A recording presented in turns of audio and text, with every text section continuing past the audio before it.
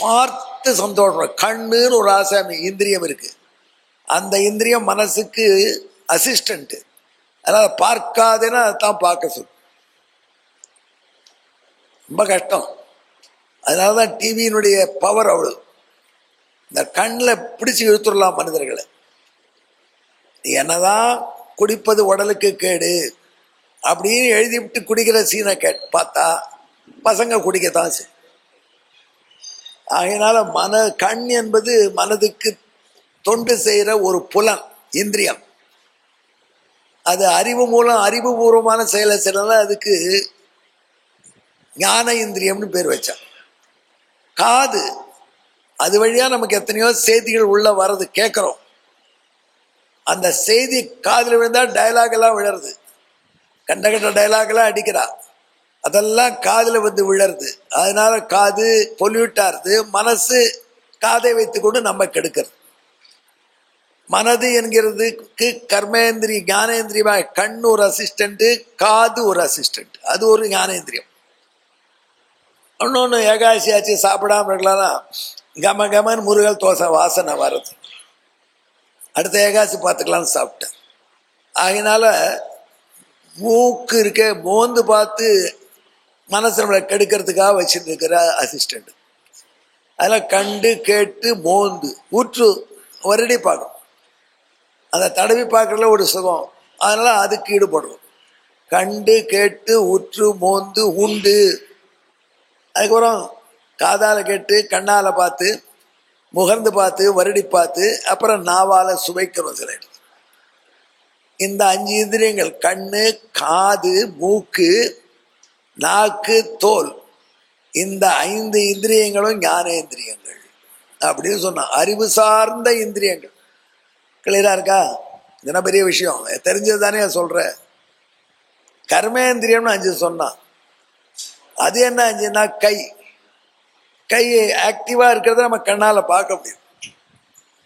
அதனால கை என்பது ஒரு கர்ம இந்திரியம், செயல் செய்வதற்கு தேவைப்பட்டது. கால் தேவைப்பட்டது, வாய் தேவைப்பட்டது. அதே மாதிரி நமது உடலில் இருந்த கழிவுப் பொருளை வெளியேற்றக்கூடிய புலன், நாம் இன்பம் நுகர்வதற்கு ஆக்டிவிட்டிக்கு பயன்படுற புலன். இப்படி 5 கர்மேந்திரியங்கள். இந்த 10 இந்திரியங்களை வைத்துக் கொண்டுதான் நம்ம மனசு படுத்துறது. மனசுக்கு 10 இந்திரியங்கள் துணை, நம்ம ராவணனுக்கு 10 தலைகள் துணை. அதனால்தான் சம்ஹிதை, பாஞ்சராத்திர சம்ஹிதை சொல்றது தசேந்திரியானனம் கோரம். 10 இந்திரியங்களாகிற தலைகளை உடையவனாய், கோரம் யாருக்கு அடங்காப்பிடாரியாய், மனோரஜனீச்சரம் இருக்கக்கூடிய மனது என்கிற ராவணனை எப்படி ஜெயிக்கிறது? யோகியில் எப்படி ஜெயிச்சா அந்த மனசன்னா, அந்த ராமபிரானுடைய அழகான திருமேனியை தியானம் பண்ணி ஜெயிச்சு. அதுதான் நம்ம தப்பிக்க ஒரே வழி. வடுவூர் ராமனுடைய பரந்த மார்பு, அந்த எழுப்பு போல மூக்கு, அந்த புன்முறுவல், அவன் கையில பிடித்த வில், அவனுடைய ஸ்ட்ரைட் கொஞ்சம் வளைஞ்சு இருக்கிற திரிபங்கி போஸ்டர், இதை பார்த்து பார்த்து இதையே நெஞ்சில வைத்து வைத்து வைத்து மெல்ல மெல்ல நாம் இவைகளெல்லாம் மற்றவைகள் தேவையில்லை, இதில் ஈடுபட வேண்டியதான் அவசியங்கிற எண்ணத்தை நமக்கு கொடுத்து அந்த மனதை கட்டுப்படுத்தி வைத்து கொள்ள உதவக்கூடியது எம்பெருமான் நமக்கு கொடுக்கக்கூடிய பகுத்தறிவு. அந்த பகுத்தறிவுனா ராமபாணம் எப்படி ராவணனை சிதைத்தது, அடக்கியதோ, அதை போல நம்ம பகுத்தறிவை நமக்கு எம்பெருமான் கொடுத்து, பகுத்தறிவு பானங்களை கொடுத்து, அந்த இந்திரியங்களாகிய 10 இந்திரியங்களாகிய 10 தலையை உடைய ராவணனை கட்டுப்பாட்டுக்குள்ள கொண்டு வந்து யோகம் பண்ண வைக்கிறான். அப்படின்னு ராமாவதாரத்தினுடைய பெருமையை சொல்றது பாஞ்சராத்திர. ஆக விவேகம் என்பது ராமன் வைத்திருக்கிற பானம், நம் மனது என்பது ராவணன், இந்திரியங்கள் என்பவை ராவனுடைய தலைகள். இந்திரியங்கள் 10, ராவணனுக்கு தலைகள் 10. யோகிகள் போக்கஸ் பண்ணி கான்சன்ட்ரேட் பண்ணுவதற்கு எம்பெருமான் ராமன் அனுகிரகம் செய்கிறான். அவனுடைய பானங்கள் தான் எனக்கு பகுத்தறிவை தரும், இது கூடாது இது வேண்டும் என்று.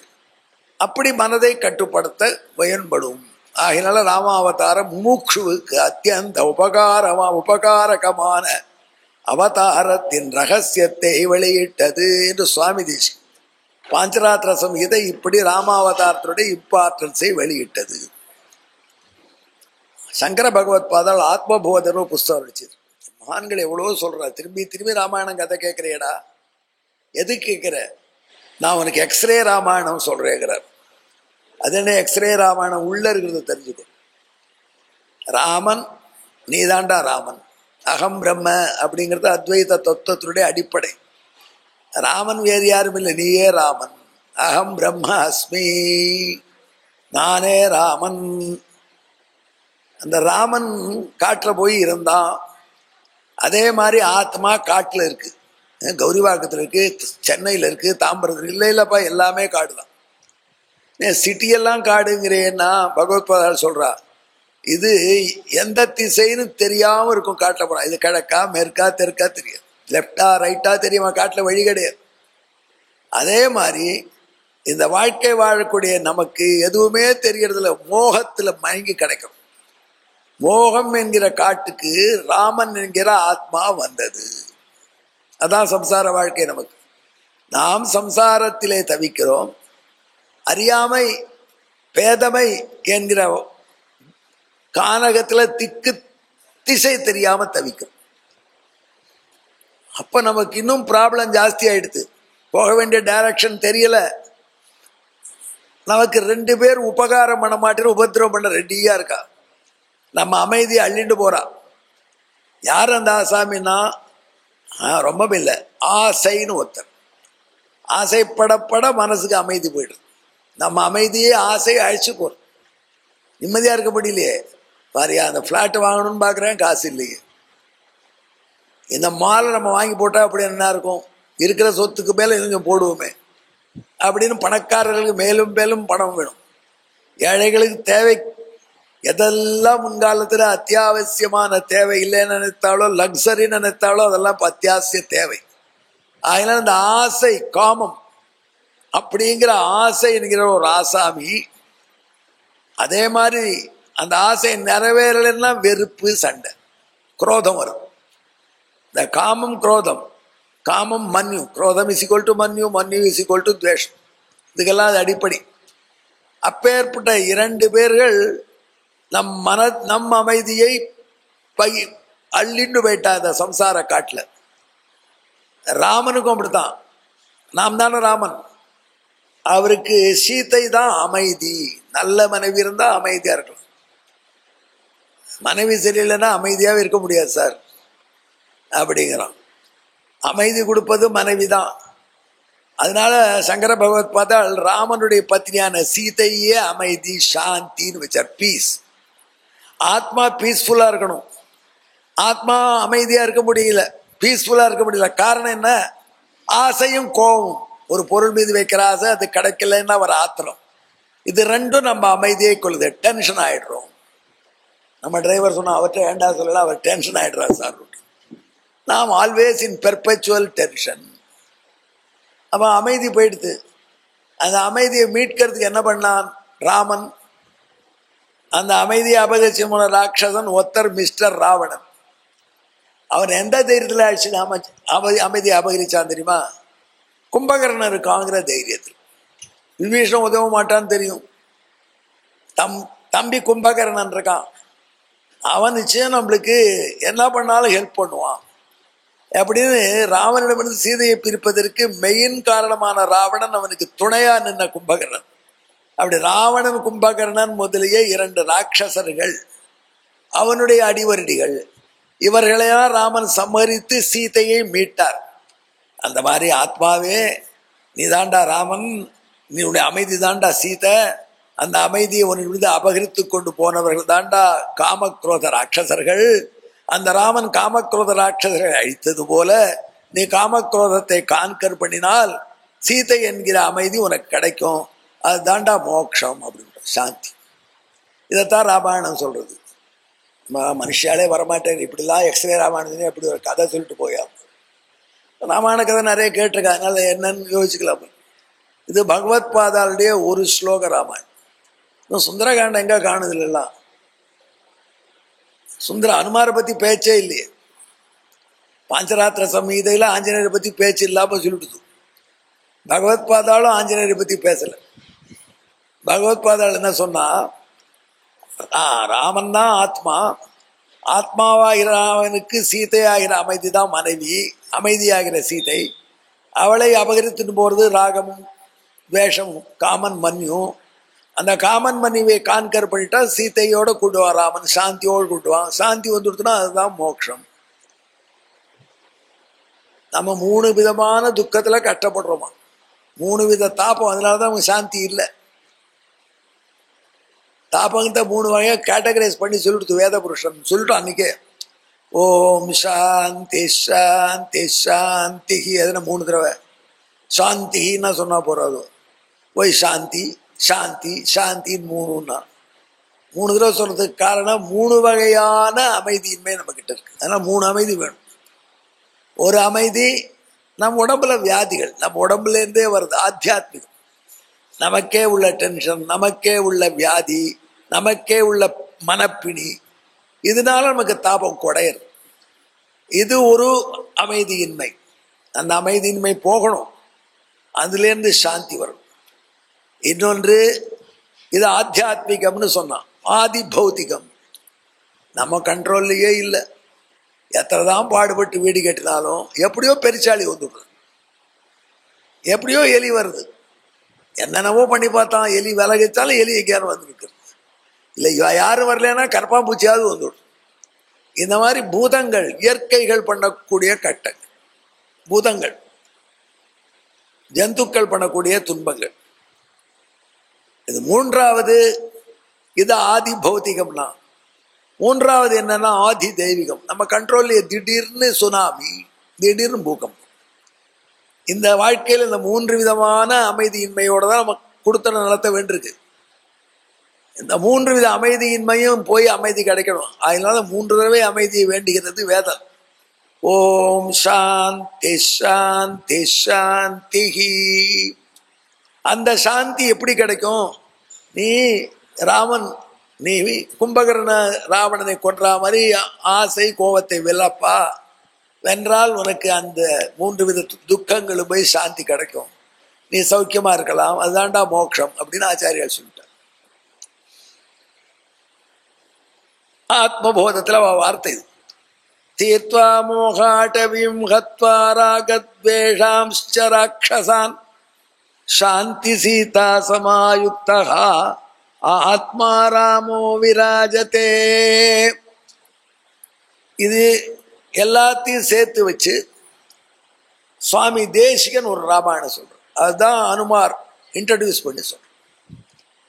எப்படி டெவலப் பண்ண சமீதியில் இருக்கிறத பகவத் பாதர் இப்படி இந்த ஆங்கிள் கொண்டு வந்தா,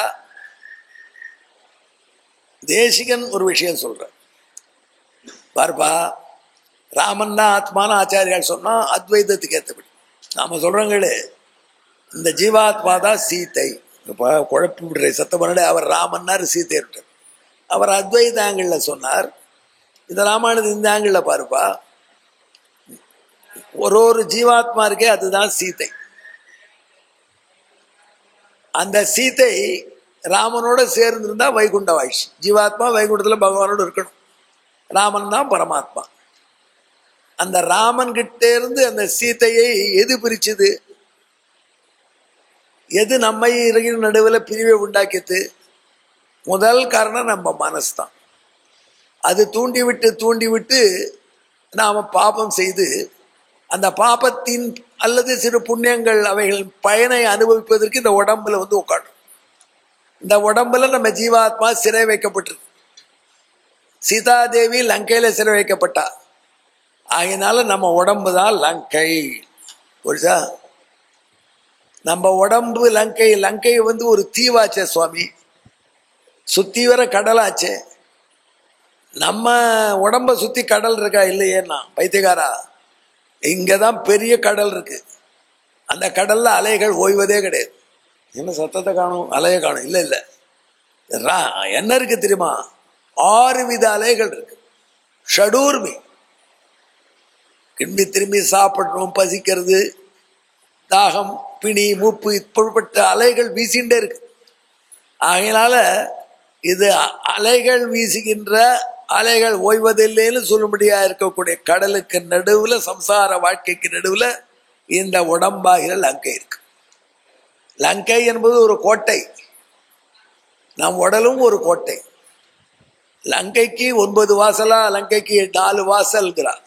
நம்ம உடம்பாகிற கோட்டைக்கு 9 வாசல் என்று புராணங்கள் சொல்றது. ஆழ்வார் பாடுறார், ஊருடை சுவர் வைத்து என்பு தூண் நாட்டி உரோபம் வேய்ந்த இந்த குரம்பையில். இந்த உடம்பு என்பது 9 வாசல்களுடைய ஒரு கோட்டை.